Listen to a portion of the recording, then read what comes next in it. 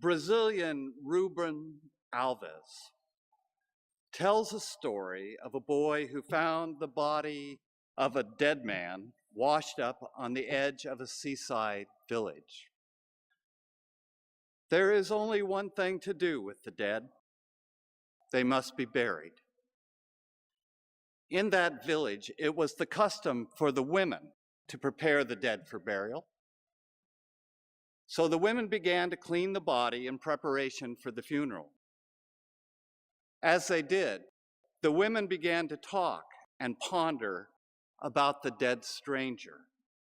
He was tall and would have had to duck his head to enter their houses. His voice, was it like a whisper or like thunder? His hands, they were big.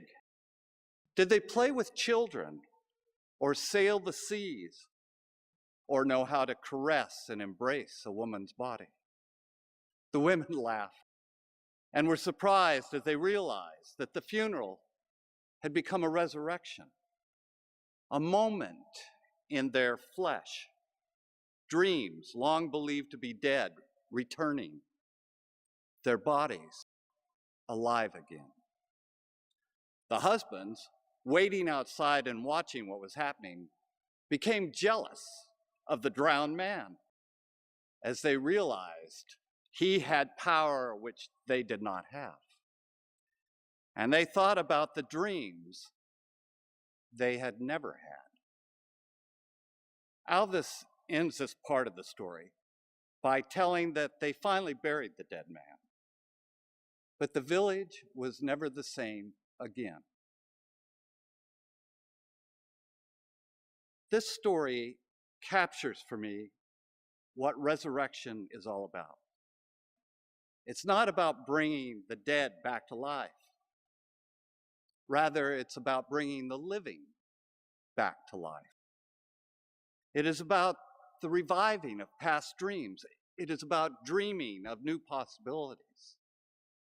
Ultimately, it is about transformation, not just of ourselves, but of the whole community. I began with this unfamiliar resurrection story because we've stopped listening to the one we read every year on this Sunday, on this first Sunday following Easter Day. As soon as we hear the first line, that the disciples are in a locked room when Jesus came to them and said, "Peace be with you," we think, oh yes, doubting Thomas. We then jump to the end of the story, cutting short the opportunity to be transformed. It's a shame because John is a marvelous storyteller. We will hear 4 of his stories during the Easter season, and into each he packs a lot. John's gospel focuses on mystery, and stories are an especially good means of conveying the inexplicable. However, as soon as we turn them into historical accounts, they lose their sparkle. They are about as interesting as yesterday's paper. They become about the characters and not about us, and we stop listening. But a good story we will listen to over and over. When this story was written, it was about 70 years after the crucifixion.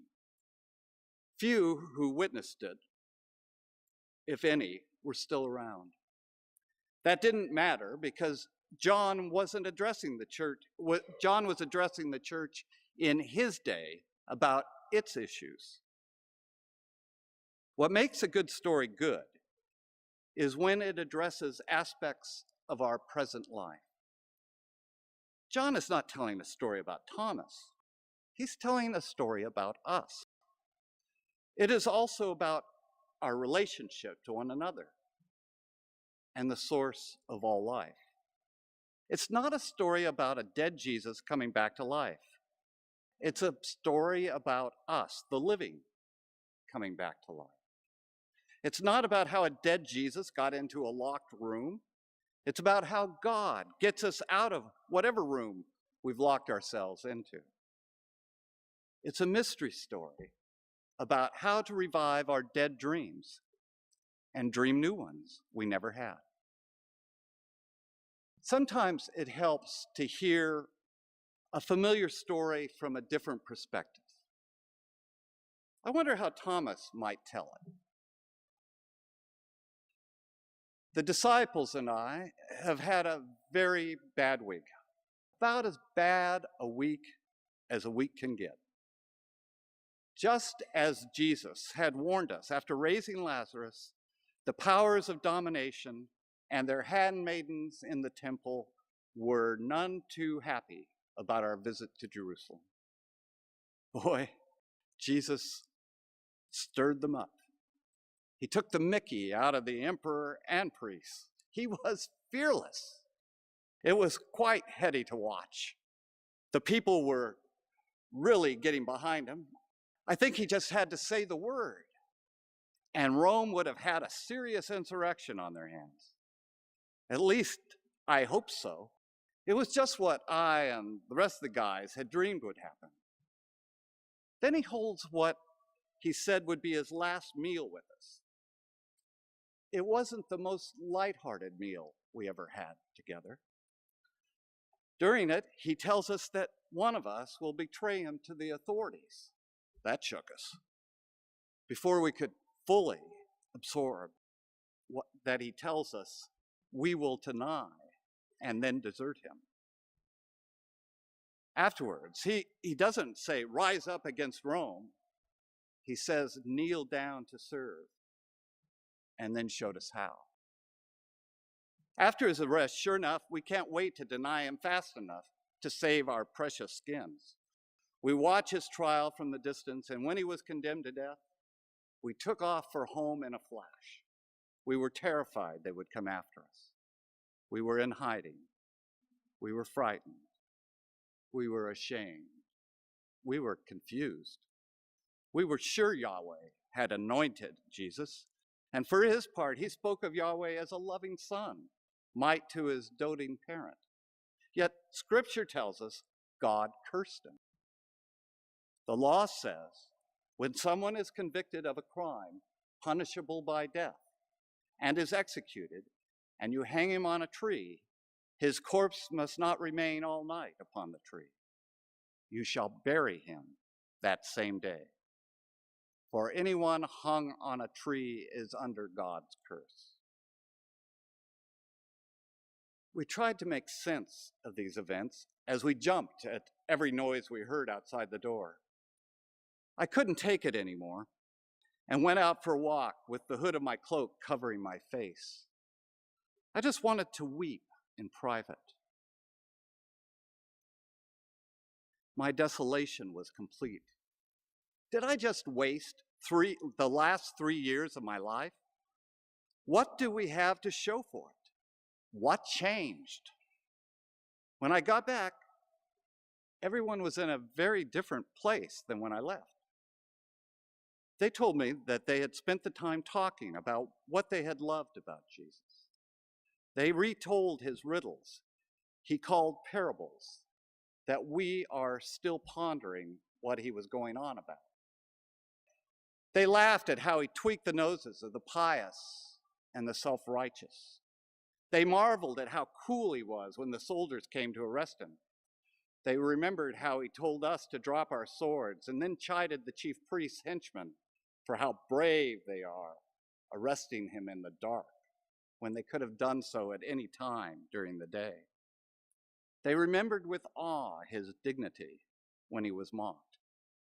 And then they told me the impossible. They swore that suddenly it was like he was in the room. We felt his peace. They swore. And then they were at peace. Well, it was clear something had changed. I scoffed. I think my exact word was Codswallop. I don't care what they felt. There's no denying violence had won the day again. He was dead. The dream was dead. I had no doubt. They were eager to go out on the street and continue Jesus' ministry. And I told them, go ahead. Get crucified with him. Nothing will change. They decided they couldn't leave me alone. Later, they told me I was too crushed by the death of the dream to be left alone. They feared what my guilt might make me do. So they stayed, and we remembered our friend. We wept and laughed together. A few nights later, I was awakened in the middle of the night by a dream. Jesus had visited and showed me his wounds.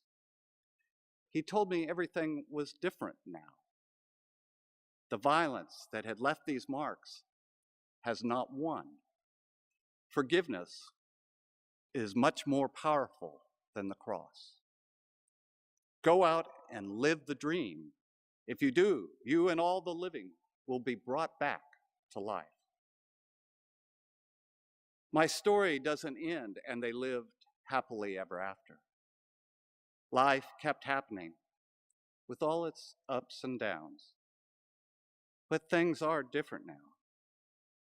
My friends and I are different now. We are fully alive and finally free of our locked rooms. I know it sounds impossible, but don't doubt it.